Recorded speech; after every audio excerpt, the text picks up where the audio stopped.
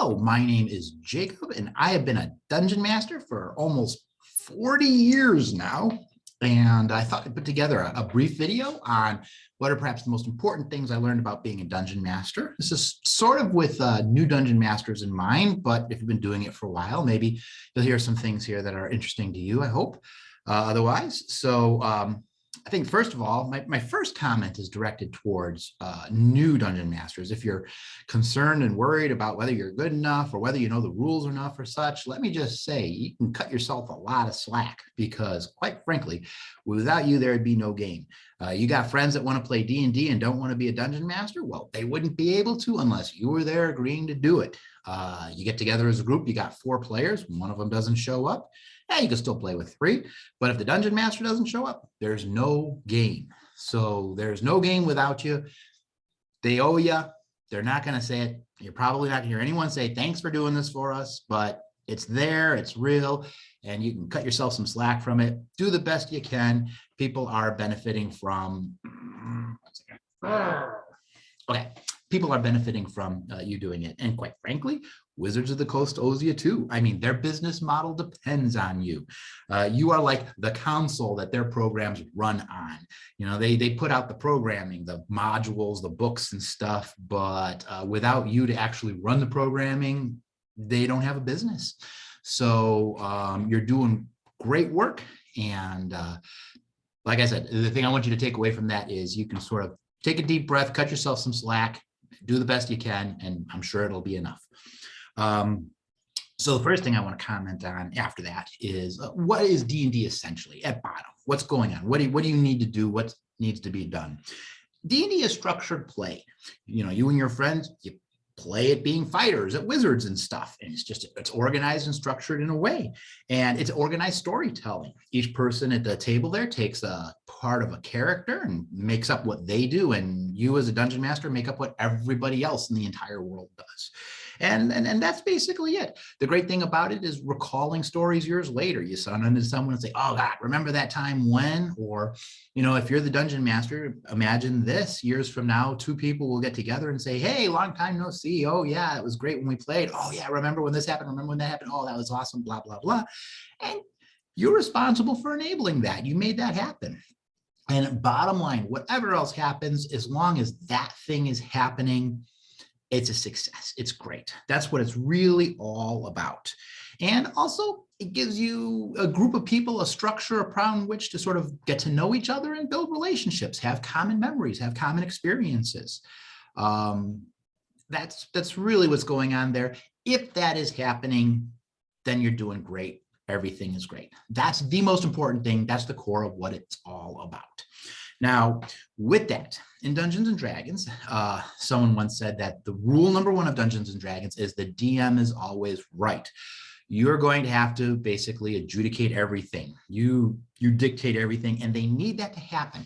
You see, in a computer role-playing game, the only things you can do are things that the programmers anticipated people would want to do. They think people are going to do this, they program it in. Better and worse role-playing computer games depend on the programmers being able to predict more or less things that the players are going to want to do. But in a real-life game where you're a dungeon master, right, the players can do anything they can think of, and you're called upon to adjudicate that. That a game has that much flexibility depends on you being able to figure out how to handle everything that they're throwing at you. And it will be crazy. And you cannot do that unless we got that rule 1, the DM is always right. The DM's always got to be able to call things, or else this whole system won't work. It won't be as open-ended, as flexible, as interesting, as fun as it is.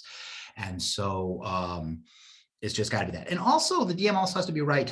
There's a lot of rules in it, and you need the game rolling. And at times there's going to be rules questions. There's always rules questions. I still have rules questions. Of course, I've played through 5 different versions of Dungeons and Dragons, so that can be confusing sometimes. But even for me, after 4 years, I've got some questions on what we're currently doing.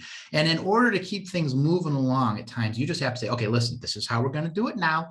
And then we can look up what the actual rule is before the next session. And in order for the game to go smoothly with all the rules there are, you need to be able to do that. People need to be able to respect that. Now, Does that mean the DM is never wrong? Well, someone once suggested that there's a rule 0, a rule that preempts the dungeon master is always right.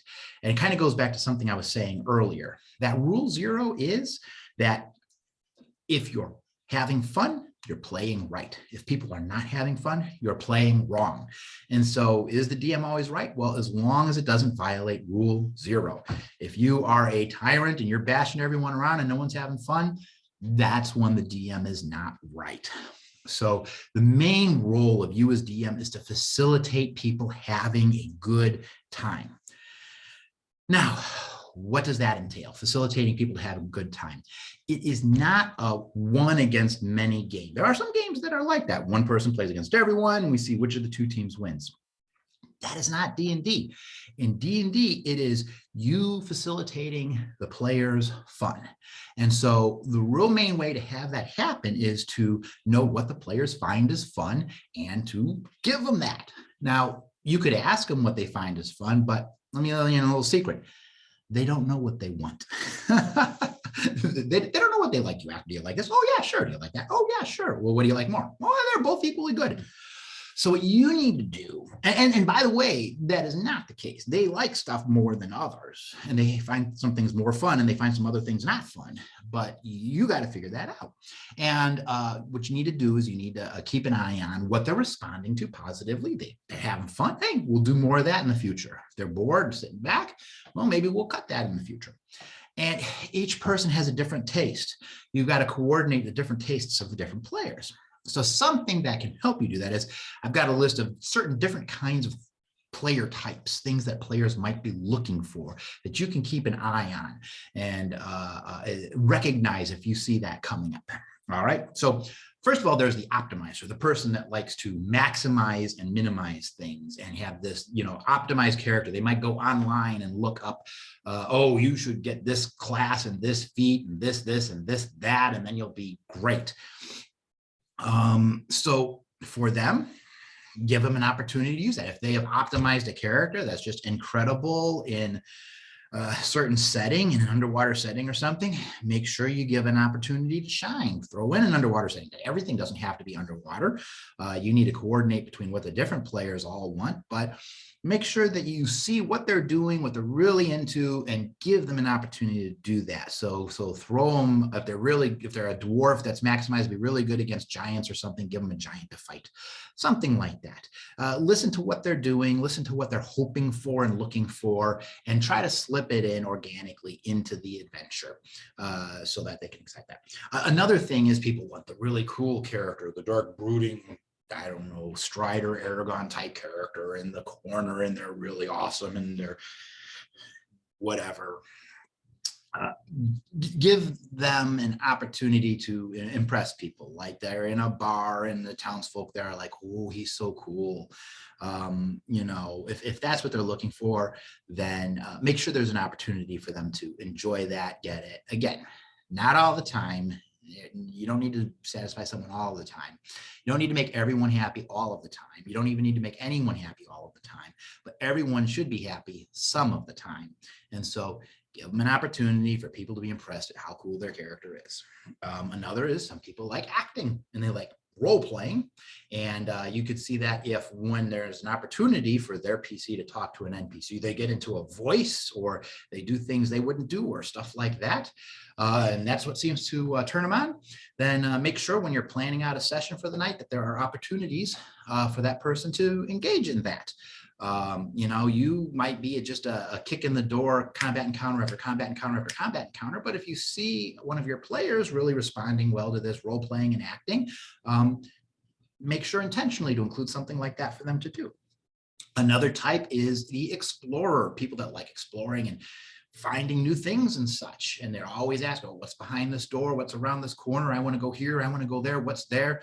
And this can also be someone who wants to make sure to accomplish every little detail, find out every nook and cranny. And if they're into that, then make sure to leave in stuff for them to look in. put in chests with random things, just throw in a few gold pieces or something. It won't unbalance the game that much. Put out stuff for them to find, for them to explore, for them to discover. Some people are warrior types. They like really kicking in the door and fighting the monsters. That's the easiest. Just make sure you've got the combat encounters there and opportunities for them to fight. Know that if you have a session that's pretty much all role playing and acting for like the actor, that the warrior type might be a little bored with that session, but it's okay if people are bored at times. Again, really give them something to enjoy, and that'll get them through the times that aren't necessarily targeted towards their interests.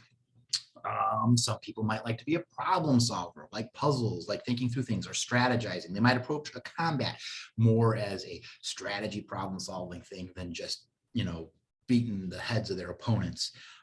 So set up opportunities for that. And ultimately, there might be some people that just want to be part of the groups. Now, this could be a boyfriend or girlfriend of another player or a spouse of another player, or just someone who's looking for a group to hang out with. They don't really seem to be turned on by any of these other stuff, but they just seem to enjoy being part of the group, and that's enough for them. And that's okay. It's not like you need to find one of these other elements that they could enjoy and engage the game in. If they're just engaged, they're being part of the group, then good for them, and good for you for giving them that opportunity. So let me really quickly summarize again here. So what did I say? And what I think is the most important stuff I've learned in my 40 years of DMing is, first of all, take it easy, cut yourself a lot of slack. You're doing a lot of good work for people, even if nobody ever tells you that. So take a deep breath. You're doing good stuff. You're enabling things, but you're doing fine. Secondly, essentially, D&D is structured play, collective storytelling, and the important thing about it is having fun and making memories and having something to do with a group of people. And as long as that happens, then you're doing great. You're successful. Know that you're going to have to sort of adjudicate things and enforce a DM is always right. So first of all, in order for them to do whatever they can think of, and trust me, they think of crazy stuff, you're going to need to be able to adjudicate anything like that. And secondly, sometimes to stop the night from bogging down and looking up this rule and that rule, you're just going to have to say, we're going to do it this way, and then we'll look it up by the next session. And it's okay. You don't need to know all of the rules. And finally, in having a fun time and having people enjoy it, there's several different kinds of player types, so that you can keep an eye out for to see what turns a player on as opposed to what's turning them off. And some of those are the optimizer, who really likes to design a min-maxed character, give them an opportunity to shine. The cool character, give them an opportunity to impress NPCs. The actor, give them an opportunity to role play and such. The explorer, give them things to explore, places to go, things to find, things to discover. Warrior, give them plenty of combat opportunities. Problem solvers, give them puzzle encounters or strategic encounters in the combat. And then finally, lurkers. Some people just are happy being part of the group, and that's okay. And, be sensitive to all that. Have fun. And in case nobody's told you, thank you very much for being a DM. Your efforts are making other people's lives better.